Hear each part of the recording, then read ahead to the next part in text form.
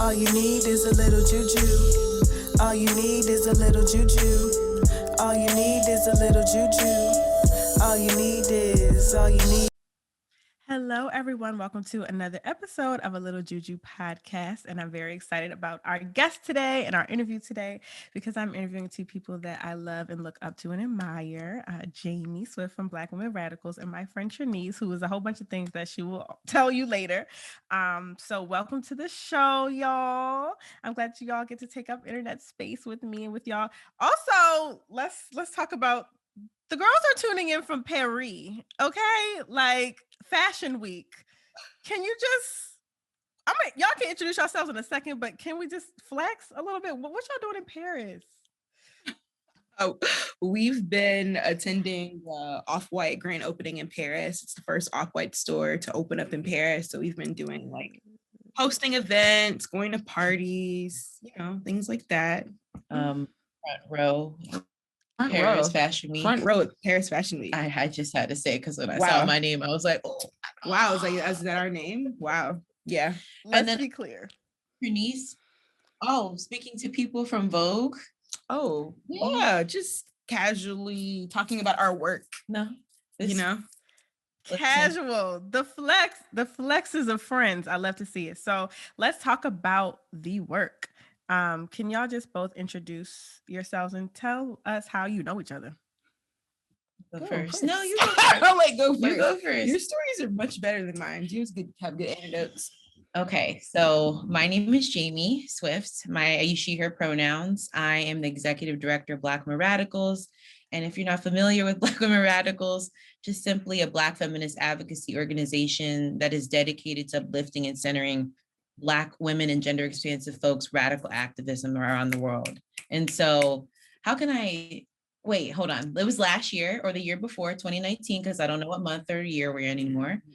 And I was doing, for Black Women Radicals, we have a blog called Voices in Movement.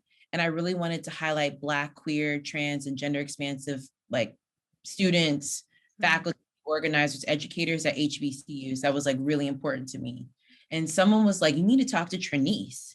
She's founded her own, like she's like runs the center, founded the center at UDC. I mean, like they were like listing things about Trinice. Yes. I was like, oh, I gotta speak to her, right? And then we had a phone interview, right? And I didn't know it, like I saw like photos of what she looked like, but I didn't like really know because we were on the phone. Then she sends me like this bomb photo of her in this green dress. It's like in Paris, like with her hands on her hips. I was like, oh, she's fine. That's all I had. No, yes.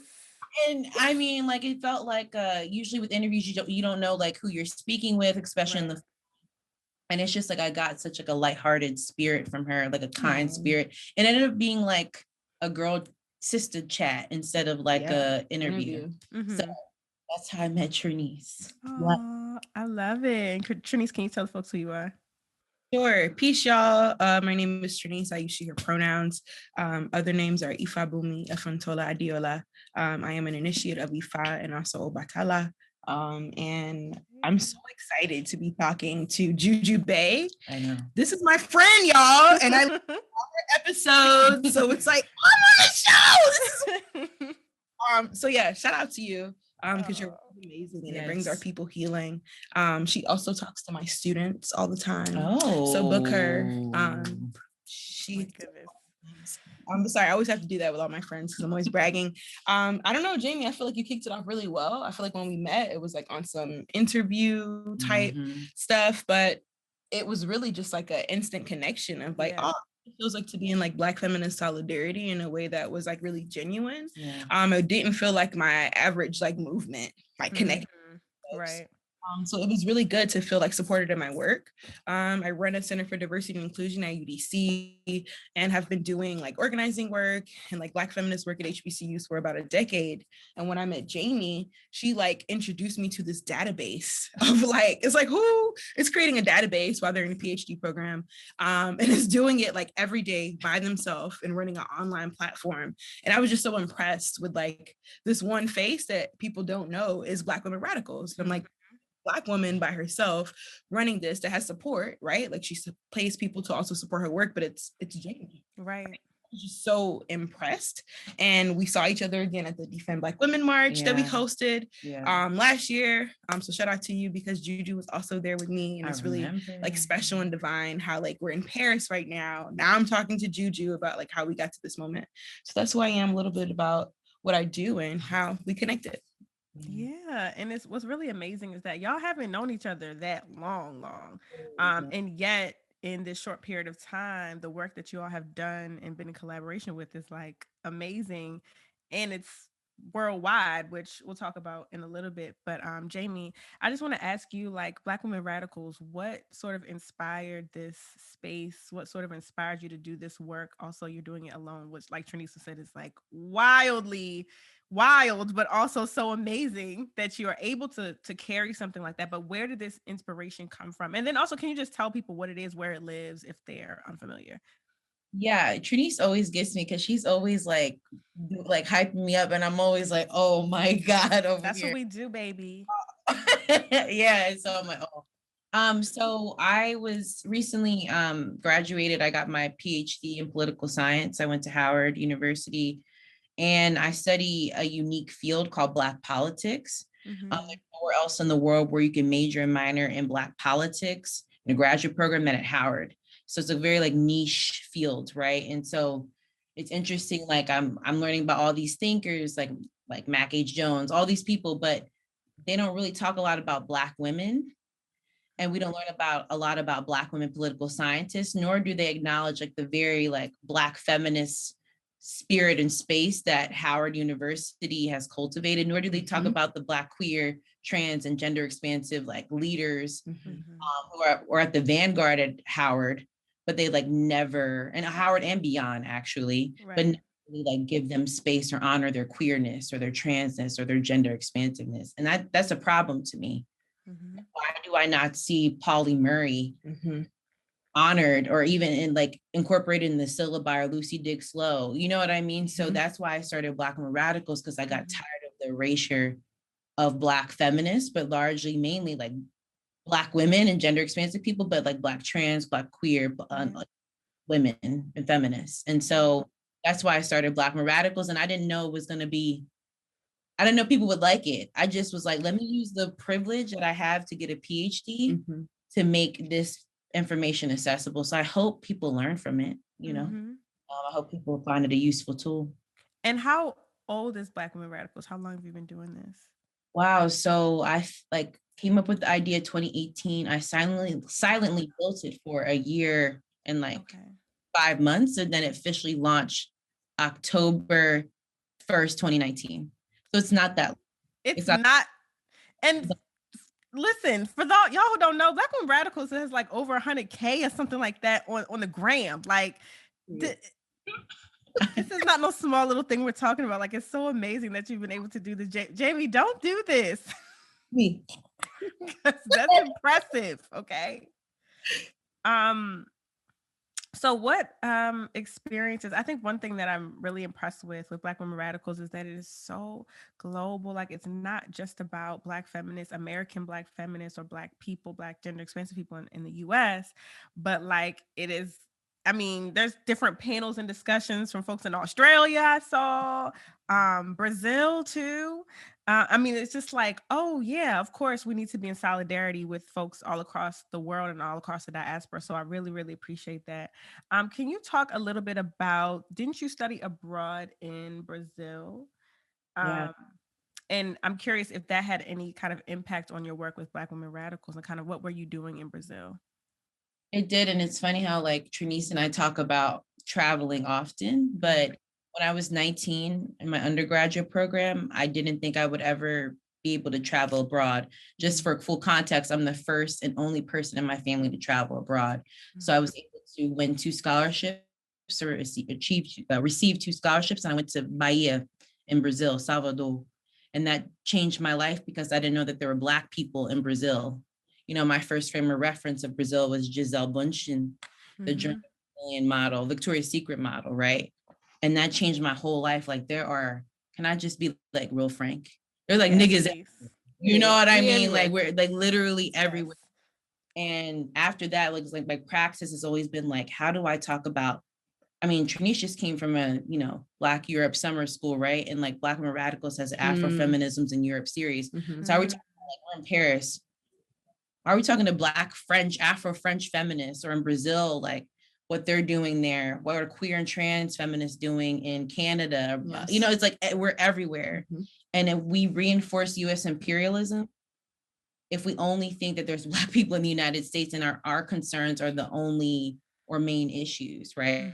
Like I'm not saying things aren't important, but so Brazil changed my life, literally. I don't if I didn't go to Brazil, Black Women Radicals wouldn't exist. Wow, that's powerful. This is like not off track, but a little bit off track. I just know that I want you to talk about your host mom that you stayed with, and her spirituality and just kind of your engagement with that. Yeah, I love my host family so much. And it's interesting, people would be like, so I'm a Christian, right? Like, I really believe in Christ being a radical revolutionary and all. But like, I went to do my research in Salvador and I had a host mom. She's a Black woman, powerful Black woman, alittlejujupodcast of Candomblé, Maiji Santo of Candomblé. And I literally just sit there and learn from her. Like she told me all about the orishas and like what this means and what that means. And I feel like you should want to like learn and know about it. I told Trinice, I actually got a scholarship because the chair of my program, he's an Ifa initiate. And I had come from another trip to Brazil. And he was like, how do you know about Ifa? How do you know about Candomblé? And I was just like, I know a little because I mean, it's literally everywhere, right? And next time, my host mom took me to Casa Jaimee in Salvador, and wow, I can keep going, but she's really taught me like what certain things mean, and how like Brazil is like they really maintain their religiosity, their faith, and that is something so powerful to be able to see. And she's a divine person. I just love my host mom. Wow, that's so amazing. And for those who want to know more about Candomblé, I did an episode and I interviewed Jania Franca along with some other folks. So you can definitely check out that interview with UDC that I did. That's also on this channel if you want to know more about Candomblé.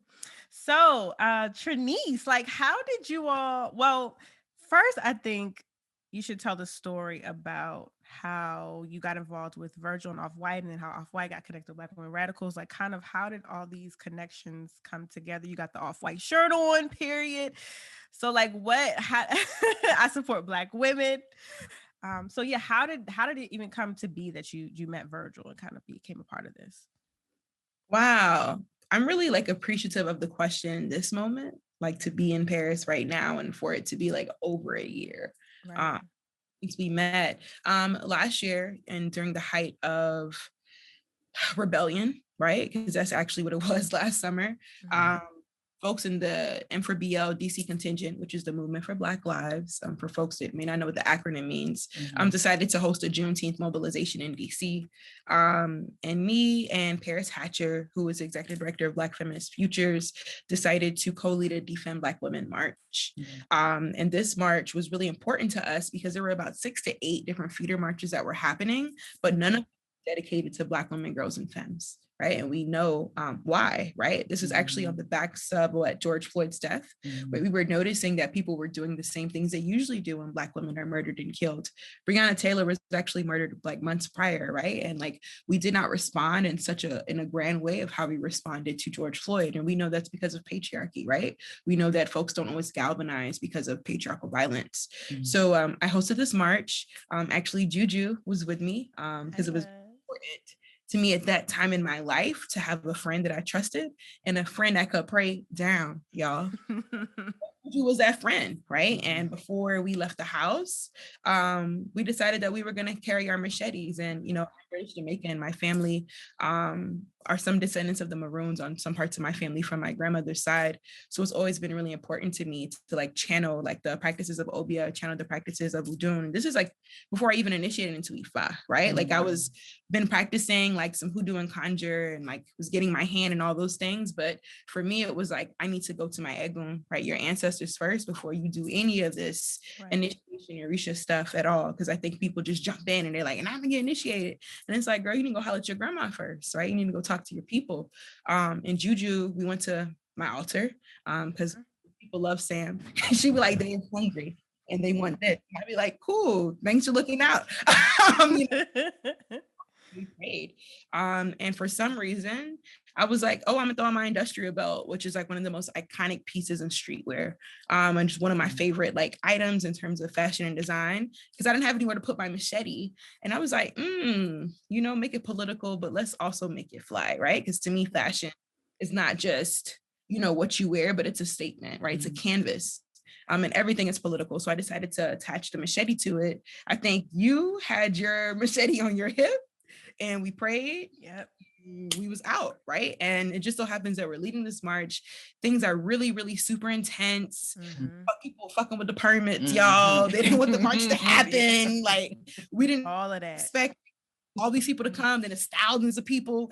Like, it just was so much happening. And for some reason, there were different stories. Like Paris and I did a couple of interviews, but I did this quick segment on CNN with Paris talking about patriarchal violence. The next day, like, I'm tired because we had another action that Juju was at with me the next morning for events. Very early. It was just like 5 a.m. I'm like, God damn it. Like, it was just so much happening. But Virgil slid into my DMs, right? Like the next day. And I was like, oh, this is a joke. Somebody hacked his account. Like, like Virgil Abloh wouldn't be sliding in my DMs, right? That's not a thing that I expect. And we just started talking. And he was like, yo, I saw you on CNN. This is you, right? I want to know more about your work. And I was like, whoa. Like, I was just really, really shocked. I'll never forget, I was at King Street Oyster with some of my homies. And I'm like, this is real. Like, wow. Album. Some people are like, well, who's Virgil Abloh? Other people are like, no, you're fucking lying to me right now. So it was like people that like know streetwear, like, were like, oh shit. And other people, like, I'm like, yeah, he's kind of a big deal, y'all. And then other people were like, fuck, like, you need to say something. I'm like, well, what do I say? And the thing I appreciate the most was that he was just so chill and humble. And I'm not a Twitter person. Like, as a Black migrant, like, I got rid of my Twitter years ago for my survival, right? To be able to stay in this country and not be surveilled more than I probably have been. So I know what's happening on Twitter, right? So people are making a lot of assessments about, yo, is this a relationship you should be in, right? Like, what do you think about this? And I'm like, well, I prayed about it. And when I pray about something and I get my answer, that's how I make my decisions in my life. I was like, it was immediate yeses, right? Like, these are relationships that you should build. And this is y'all, like, I support Black women is maybe the 4th or 5th iteration of work that me and Virgil has done. Like, it took us almost a year to launch this particular project. We have like work about immigration that we're doing. It's like some culture projects. We're probably about to go on tour in a couple of months and make it global. Like, there's always been so much work happening, but we met because of the Defend Black Women March, right? And that was a really difficult time in my life, but it was also one of the most powerful points in my life. And I think it's just so interesting how the universe works, right? In terms of divine connection and intervention. I really think that Virgil has been a part of that for me, right? And is a person that has believed in my work. And I found it so interesting, right? To be in a relationship with so many different people, right? But it was Virgil Abloh, right? Who was like, yeah, I do believe in your creative production, right? And you're not just an organizer or an educator, but like, I see you and I see what you can create. I think what's really amazing about it is that, you know, you built this relationship with Virgil and then you brought on so many other people, including myself, including Jaimee. Like, it was never just about you and Virgil linking up and doing some cool stuff, which honestly would have been fine to me. I think you're allowed to just do cool stuff too, but you did something cool and you brought like people that you trusted or people whose work that you wanted elevated. So I really appreciate that. So how did kind of Off-White get in connection with Black women radicals, and sort of what does that relationship look like? Also, for those who don't know, we didn't say Virgil Abloh is like the creator of Off-White, which is a streetwear brand. As well. I'm sorry? Also the creative director of Louis Vuitton. Oh, yes. And the creative director of Louis Vuitton, who is constantly mentioned in all of our favorite rappers' songs. That's the Virgil. Okay. That's what we're talking about. Okay. So yes, the relationship between Black women radicals and Off-White, what does that look like? How did that kind of happen? Well, Trinice messaged me, like, I think end of last year, was like talking about a campaign, but it's not that I didn't believe her, but like, I just was like, a campaign, like, I mean, what, like me? I'm like the type of person, for a long time, people didn't even know I was doing Black women radicals. And that's how I liked it, right? So for me to be a part of a campaign, I just didn't believe it. And then she was just like, okay, I want you to be a part of a campaign, but what would you like if we gave you money? What would you like to, whatever? What's and your I wildest was, dream? and it was, what's your wildest dream? wildest And that dream? was hard for me because a lot of times Black women's dreams are so deferred. And I just was like, sometimes white supremacy wants to cap your imagination. So I had to like really tap into myself. And I created a school for Black feminist politics last year during COVID-19. And like the goal is to expand the frame of reference of Black politics through the power of Black feminisms, right? And like I invite and pay Black feminists to lead teach-ins for free so people can get that knowledge about Black feminisms. And I was like, I would love to open a physical location for the School for Black Feminist Politics. And she was like, okay, let's do it. And then when it happened, like, and then like you said, Juju, excuse me, like as you said, Juju, she didn't have to do that for us. She has every right to do it individually and work with Virgil, but like, I'm learning that, like I'm learning because we don't know each other. We didn't know each other for a long time, but like Trinice is really dedicated to community and unity of Black people, particularly Black women, femmes, and girls. So that's how I got a part of the campaign. And it was like an honor to just even have like my makeup done, our makeup done. And we're out here dancing and twerking and like doing all sorts of things. It was such like a weekend of joy. And to have our photos taken by Kennedy Carter. I mean, like, amazing. I'm not even fashion forward at all, but it was like, I mean, I have a photo of myself, and I never thought that could be possible. And Trinice has been telling me and teaching me that Black women deserve everything, luxury. We deserve to be pampered. Something I've never really taken the time for myself to do. I think a lot of Black people haven't. And so, yeah, it was just a great time. So that's how I became involved in the campaign. Yeah, I love that this is like, it's so much bigger than, Off-White or Virgil or clothes or fashion. Like, it feels like there's just a deep healing that's happening for all of us in some of the same ways, in some different ways. And it's just like wow. Sometimes it's just like wow. I don't even have words for it sometimes. I'm just like, wow, divine time, divine things just be happening. Really. So let's talk a little bit about the campaign, the I Support Black Women campaign. What is I Support Black Women trying to do? What are we trying to get? What are we trying to say? It's so many things. I feel like people have been asking us this question like all week, and it's like, oh, you might get a different answer depending on who's talking or like where we're at. But it's like a multidisciplinary project, right? So there's like a short film that I produced with Six Shooter, which is a really bomb ass Black film producer, y'all. He's amazing. And we had this vision, and I was like, hey, I want to talk about Black women who people don't always know. I'm tired of seeing the same faces in the movement. I'm tired of seeing the same 5 people with a book, with a podcast, on a show. Like it's like oversaturated, and it creates this like really false idea about like who is worthy, right? Who to be seen, who's worthy to be talked about, learned from, and etc. And then like I know a lot of badass Black women, and I want everyone else to know them too. So this short is about 14 minutes long, and it features myself and 9 other bomb ass Black feminists talking about their work, their experiences, and like what has shaped their understanding of Black feminism and their commitment to Black people. So that to me, that's like one of the most important parts that we haven't even dropped yet. We're going to drop during our Defend Black Women March in August. And the second part for me is like, so if we're going to talk about Black women and Black feminism, where do we want that to lie, right? And like, I work at an institution, right? And I understand that institutions are harmful as shit, right? I have lived and graduated from HBCUs and worked at HBCUs, and still and yet, like that has never been enough for all kinds of Black people, right? If you don't have a degree, if you're not interested in the degree, oftentimes you don't access the information that you need. And let's just be honest, it's not even in the fucking curriculum. No. Right? Like the board doesn't give a shit about women and gender studies, doesn't care about Black studies, doesn't care about queer folks, disabled folks, migrant folks, and the list goes on. So to me, it was like, I could want to have a fundraiser for my center, but I also know that's going to cap. Let's give it to Jaimee, who's doing global works, right? Like who's bringing in Black feminist leaders from across the globe that like my students and my mama and like everybody like goes to for information, right? So it was like, if I want to like leave a legacy, then this is not about me. Like there are Black women who are doing this work who I get to support. So it's like, how do we build a physical place? Because a physical place, this school, y'all, is not going to just be like a place you come and learn, but a place you come and eat. Where you don't have food, right? A place where you can go, that you can feel safe, a place where you can just really be. And Black people do not have enough of those spaces, especially in DC, Baltimore, right? Like we don't have a lot of spaces that are accessible to us. And to me, like as a curator of spaces, I don't believe that like I can do anything alone and actually be good at it, right? Like there's an old African proverb, if you want to go fast, go alone. Go far, you go together. I was really clear that like I don't have to do everything.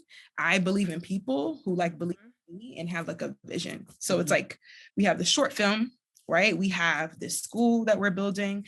Y'all need to donate at iFund Women. We're raising $150,000 to build a school. And then like the last part, I think you alluded to, and I think you did too, Juju, about community and healing. Yes. I mean, I didn't grow up being able to have photo shoots that were professional. I didn't grow up being able to access like nice hotels. Yes. I didn't grow up like having what people think may not matter, but just someone that is picking us up and taking us to where we need to go. Someone that's like curating our outfit, and you have a chance to learn from a stylist and a badass Black photographer, and you're being interviewed. And like, you know, it just was, I wanted to curate a weekend that like Black women don't access. But we very much deserve. So for me, it was like that element of how do I build community? How do we make this as close to what the world I want to live in look like? And that's why it was important to have like Juju, y'all. Like we can't do nothing with Black women or Black people and not have a spirituality element, because everything we do is spiritual. Like that's cultural.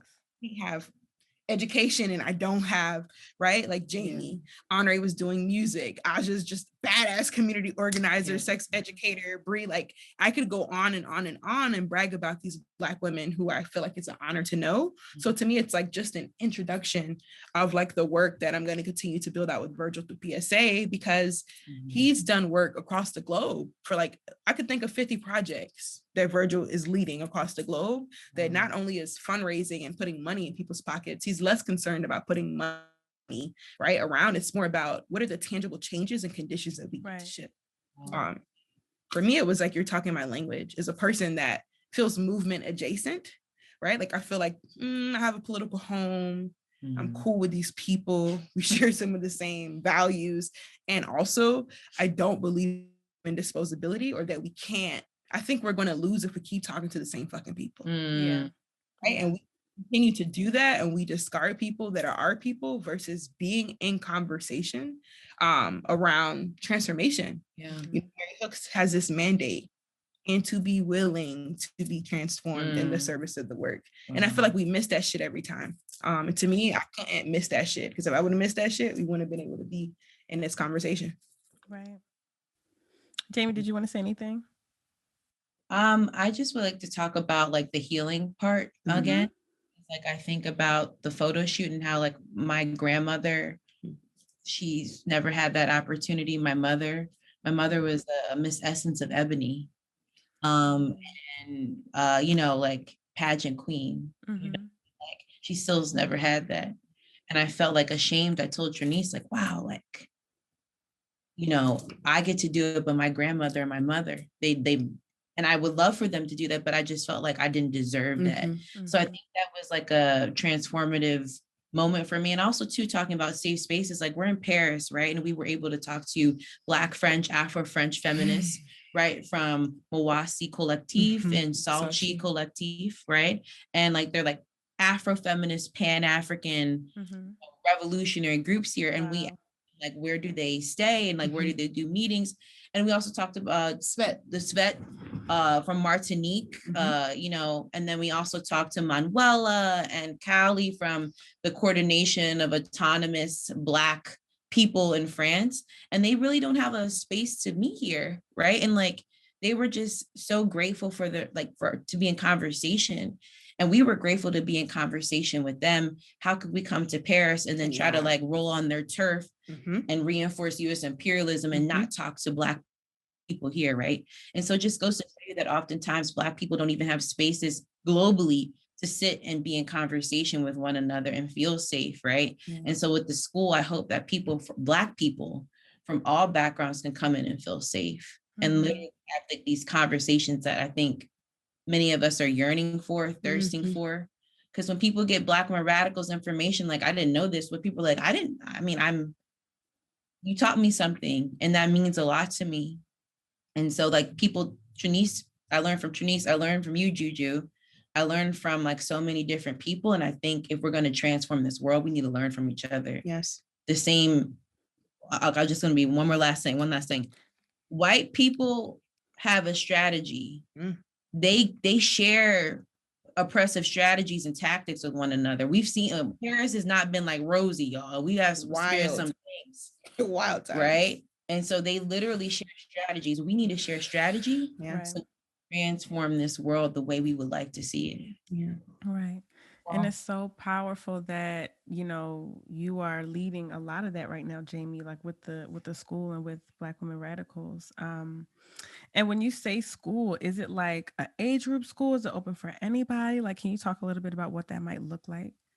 I don't want to put a cap on anything in terms of like age. I feel like everyone can come and learn. It's interesting, like when people come to the teach-ins, there's people from all over the world and there's people of different age ranges. I had an older Black woman message me, and she's a radical, and she has a group for like older Black women, queer folks particularly, who are still want to be involved in the ground, because sometimes like the age, they feel like they can't be involved, right? Yeah. It's like for the school, I don't want there to be a cap on anything. I want it to be like K through 12, like whether you have a degree or not, whether you want to finish school or not, whether you're elderly or older or a student, a migrant, whatever it is, I don't care what class you are. I want you to be able to come in. Like I envision like people like learning French, I'm learning Brazilian Portuguese. Wow. I envision people like learning from, I don't know, like Black feminists that they only get to see on like the internet, right? Or because like of the boundaries and barriers that we have, or just to learn from people in their community. I like see people dancing. I see exhibits. I see like books by Black women everywhere, right? Like I just see this place where people can come and be like, oh, I'm learning about May Ayim today, the Afro-German poet. Like that's what I see. So I don't see any cap. I don't want to cap my imagination, but I see like little Black girls coming in, gender expansive youths coming in. So yeah, like that's where I see the school. I don't know. And I would love people to replicate it. I don't want people to hoard, like I don't want to hoard anything. Like this is the school, right? But you can create another school. There are already people doing schools already. Right. Like, you know what I mean? There's a Beatriz Nascimento school in Salvador about like the radical Afro-Brazilian thinker, you know, like people are doing it. Let's continue to do it so we can, like I keep talking about, see that transformation we need to see. Yes. And so y'all, to see this transformation, you know, the donations are open, donations, gifts. We want to see this school. We want to see it manifested into its physicality, which it will be. But so we just need folks. We need folks to believe in this dream, just like I believe in, like Trinice, like Jaimee, like Virgil. Because I'm just so excited for all the possibilities that it could be and all of the things that it's going to be that we're not even thinking about. That'll be absolutely amazing. To move to the next thing, I guess it's kind of part of it, the march. You know, how did that kind of come about? Well, Trinice, you already talked about the march last year, but kind of what made you want to do it again? And then what's the theme for this year's march and how can people tap in if they want to? Wow, I feel like your question is like just an accountability measure. So thanks. It was actually really kind of random. It was something I was thinking about. Had been really like very busy with this campaign, y'all.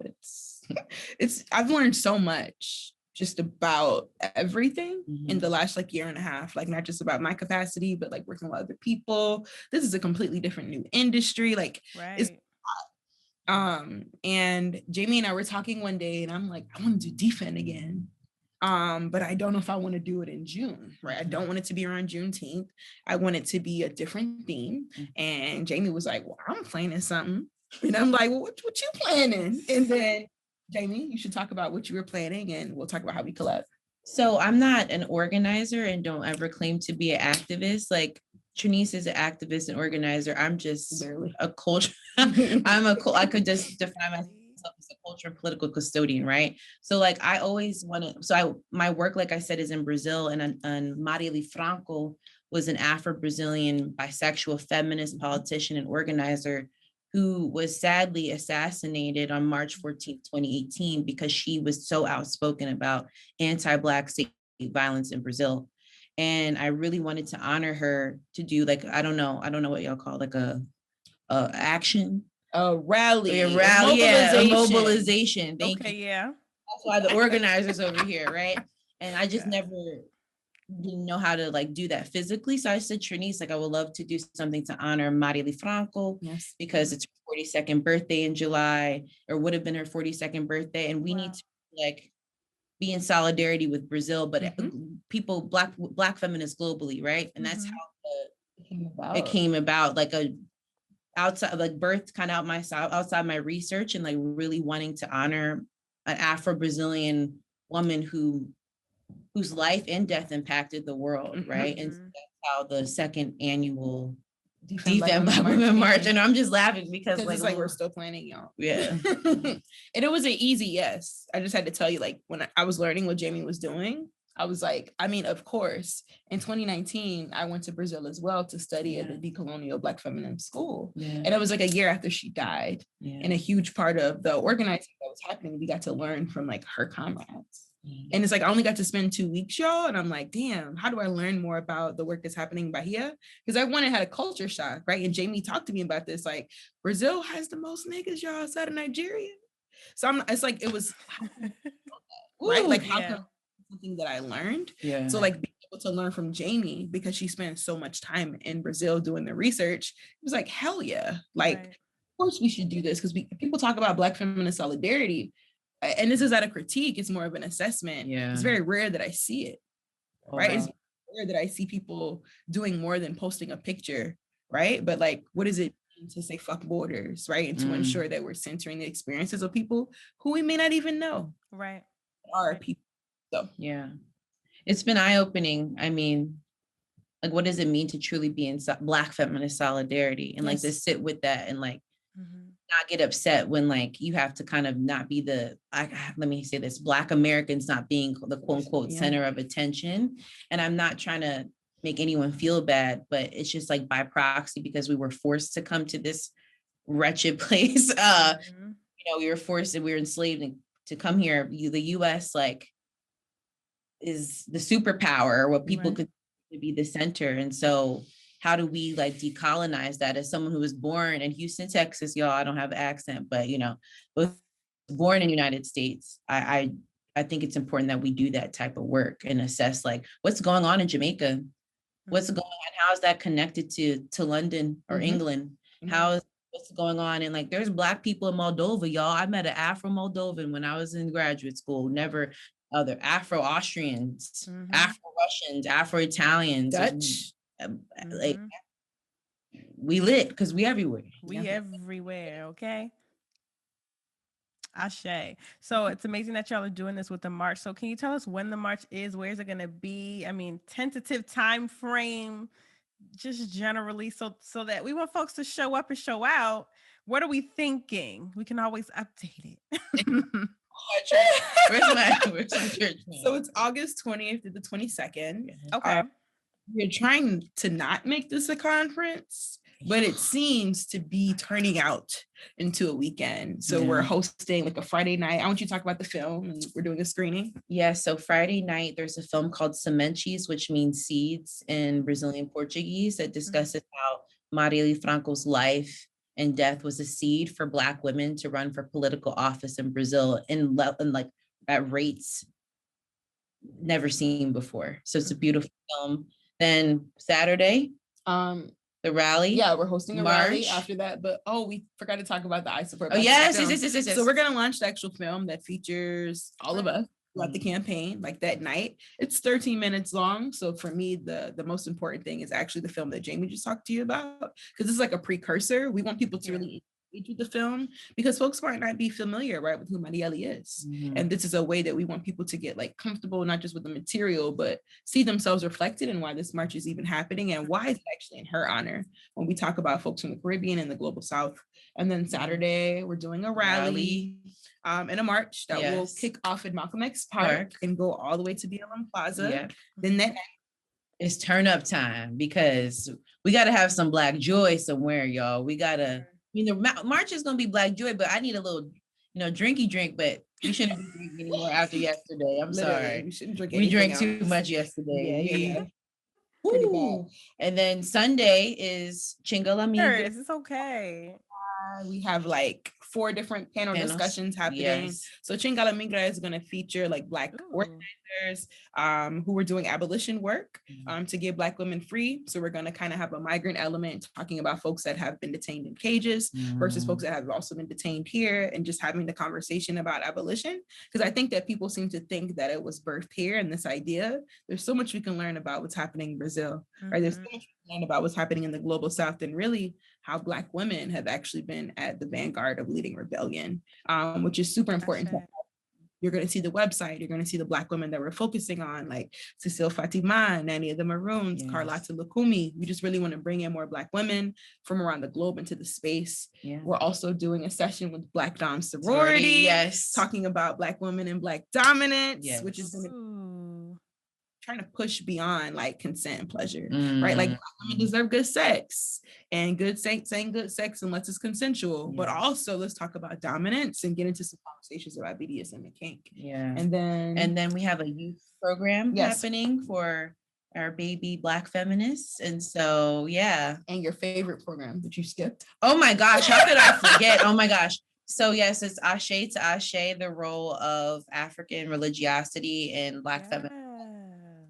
And so like I said, when I was in actually my graduate program, when I came from Brazil, I wrote a paper, or one of the other times I went to Brazil, about like Ashe, like Ifa and like its role in candomblé. My chair at the time like really helped me shape my paper because he like studies under an Ifa practitioner.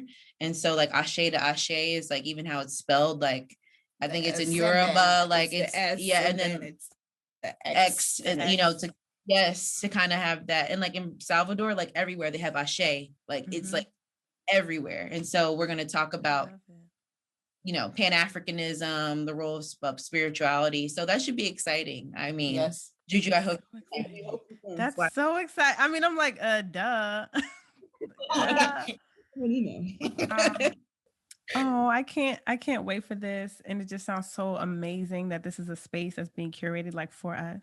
Like, so also thank you for curating this space for us and for other folks to be there and just really like soak up all this information, but also all this like Black love and joy and revolution vibes. And I'm just so here for it. I appreciate y'all so much.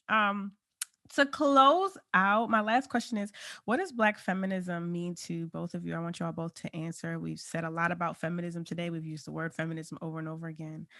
So I want to know, what does feminism mean to both of you? And like, how is that kind of fueling your work? Whoever wants to start. Of course, you're about to say go first. I think that's always such a good question, because it still feels hard and complicated, right? When people ask me like, so what is feminism? Because their introduction to feminism never felt Black, right? Or never felt like themselves. To me, I really believe that Black feminism can save Black people, right? I think it's like our actual bread and butter, and it's really a lens, right? And when I think of Black feminism, my mind immediately goes to my political home, BRP 100, which we coined the term Black queer feminist lens. And the thing that I think is most important and useful for people to understand feminism is that, yes, you would probably say that white women created this thing, but I will always push back and argue no, right? That Black people, Black women in particular, have always operated in ways that have said fuck patriarchy and fuck oppression, right? We can think about matriarchal societies on the continent. We can think about Sojourner Truth in 1851 with Ain't I a Woman, right? When she was talking about Ain't I a Woman, she wasn't just talking about her and her woman, and she was talking about what it meant for gender to be racialized. Her as a Black poor woman who was formerly enslaved, that didn't have the social status that the women around her in Akron, right, when they were having these suffrage march conversations, right, like she didn't see herself reflected. So to me, Black feminism feels like a possibility. It feels like a roadmap. It feels like a blueprint. And it's not just for women, y'all, right? It's not just for academics. It's not just for people with degrees, but it's really the lens that we need when we say Black Lives Matter, right? Like you should be thinking about Black feminism, because if your Black Lives Matter doesn't include gender expansive people and poor people and Black migrants and Black disabled folks, then I think you should be getting into your Black feminist study, right? Black feminism requires, right, that you understand the ways that marginalized people, specifically Black people and brown people and people that are non-white, are bound together, right? When we think about oppression. So that's how I understand Black feminism. I use it as a guiding light. It's an aspiration, right? I don't think that it's something that we just say, and we're Black feminists and that equates perfection. No, right? It's actually the complete opposite. It's an accountability measure, I would say, and like a tool that I use to try to navigate and make decisions. Thank you. And for me, I like to use Black feminisms plural, because there's not just one Black feminism, and there's different iterations across time, space, and place in Africa and the African diaspora. We've always been practicing Black feminisms even before the term was like Gloria Steinem maybe she's like the face of feminism, right? But she didn't coin the term. Like people have been practicing intersectionality for generations, right? And so I think, to me, like Trinice said, Black feminisms are blueprints for liberation, towards liberation. I think they're personal tools to decolonize what we've been consumed with white supremacy. They're heterogeneous. They're not homogenous. Academics are not the authority on Black feminisms, and that's a part of the manifesto of Black radicals. What I love, what Assata Shakur said, I could be in the books all day, and I'm like paraphrasing, but how can I be in the books and not know what's going on in the street? Like you have to, you just can't. And I think Black feminisms are a tool towards, like the praxis of love, right? Because like I really think that, and what love, I know it's like, that's such a big thing, but I feel like another part of Black feminisms are care. It's not just like, how can I say I'm like for liberation and I treat Trinice poorly, right? Interpersonally, but aesthetically, I'm like this so-called like Black feminist person, professor. I mean, I don't even consider myself to be a movement, but like, you know what I mean? Like giving examples, how do you treat people behind the scenes? I have an aesthetic, right? So I think that's what Black feminisms mean to me. Those were so good and full, wonderful answers, y'all. Okay, so as we wrap, plug the things again. All right, so we got the march on August 20th, right?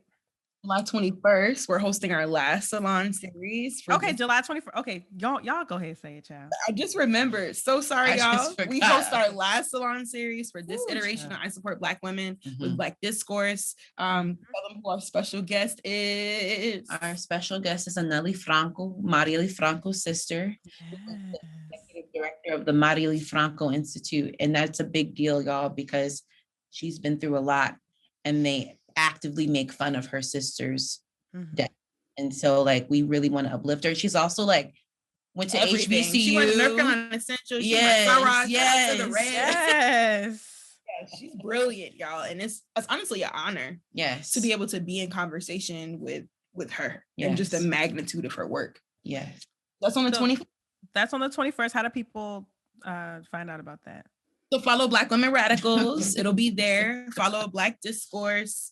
Follow the Off-White page. We would tell you our personal pages. We honestly, y'all, our personal pages are about our food, us feeling fine, family. You know, we put our work there, but like I would prefer for you to follow Black Women Radicals to get all the information. You can follow us. I'm not gonna accept at AO_Zuri. I post a lot of about my work, but Black Women Radicals and Off-White and Black Discourse, they're the mediums. We have the march coming up. August 20th through the 22nd. We are going to drop the link maybe in the next 10 days. So the website, blackwomen.net, and you'll be able to register. We are hoping that folks RSVP by a particular date because it is very limited room. The conference hotel for the weekend is the Eaton, which is known as like, the activist hotel in DC. COVID and the new Delta variants. Yes. We want to really take our health and safety seriously. So we really want to get as much information out as soon as possible. And don't get mad at us, y'all, because it's not supposed to be a conference. It's not supposed really to be conference. a march. And people, it's being turned into a conference. So it's like, please RSVP, but please note that everyone cannot, if you can't make all like the sessions, don't feel a certain way. Right. Something so important is Virgil just actually signed 10 pairs of the Converse Off-White limited edition shoes. Dropping them tomorrow. So you can check Off-White, you can check rents.fm and also Black Women Radicals, because the shoes are gonna be auctioned. And y'all know everybody wants anything Off-White because I mean, it's legendary streetwear. And please know that the proceeds will go to the School for Black Feminist Politics. We're also launching the shirts on I Fund Women and Black Women Radicals. So if you're interested in one of the I Support Black Women shirts, you know, this is an Off-White shirt, y'all. So it's very quality. This is not Hanes, it's not Gilead, right? Like this is not anything like that. So the shirts cost money. And we're asking, right? If you want to support the school, if you donate at least $100, you will get a shirt. And we have 50 shirts that we want to give to folks that have been, you know, graciously donated from Off-White to us to build for the school. So that's coming up in the next week and a half too. Yay. So y'all got a lot of things going on. Every day. I don't know if the episode will be out by the time the shoes drop, but everything that is out, I'll make sure to put it in the show notes for y'all watching so you can check out all the shirts and all the things that we got going on. Was there anything else I want to say? Y'all just donate, child. That's the only thing. Y'all donate to me so much, and I appreciate it. This time, if you want to donate to me, donate to the I was about to say the march. Does the march take donations as well? We do, and it'll be on the website as well. Yes. So okay. A local organization in DC or Maryland, and your values are in alignment with Black feminist values and Black women, we would love to have your money to support other people being able to come to the march. Yes. Okay, best. Is there a folks support it? Okay, so share the link for that for me, and then you can also give me the link to the school so that we can donate and have all these beautiful dreams manifested and just create some more spaces for us to be free and to be healed and to learn about each other and be in community, deep community. So I'm so appreciative of y'all. Thank you so much. Like, this was an honor and a joy to know legends. Like, wow, I know legends. So Wait, y'all. Wait, you're a celebrity, Juju. Okay, but we're not doing that right now. I'm talking about y'all. I'm sorry, I didn't mean to be offended. I'm talking about y'all. Thank you. Thank you. On the show that is actively on my Spotify. When I need the episodes at different points in my life, I'm like, 70, 23. My mama listen to that one. No, the work you do is like super transformative. And yeah, I don't know if I tell you enough, but I literally wouldn't have even been able to be where I'm at in my spiritual journey if it wasn't being able to be in conversations about, hey, this scary thing is happening to me. What does this mean? Right. And being able to learn and grow with somebody who was so beautiful and brilliant and badass. You just said this Shout to out me to you. too. Literally, I was like, we were just talking about you, Juju, like in the museum at the Louvre yesterday. Yes. I was just like, chai, nothing about none of this. I was like, Yes. there's some weird things happening to me and I need to talk to my friend. Oh, well, I love you and I appreciate you. Like, you didn't have to do this. Thank For you. real. Like, I'm serious. Like, you don't really know me like that, but like, you just didn't have to do it. And so I'm appreciative, very appreciative. Well, I'm appreciative that you are here. So thank both of you. I appreciate you. I'm a reflection of y'all. So everything you're saying about me, take it in about yourselves because I mean that. So, all right, y'all. Well, I will let you know when this episode comes out, and I appreciate you so much. Thank you. Oh my God. Thank you. Bye. Bye. Confirm no say, and I'll never get played.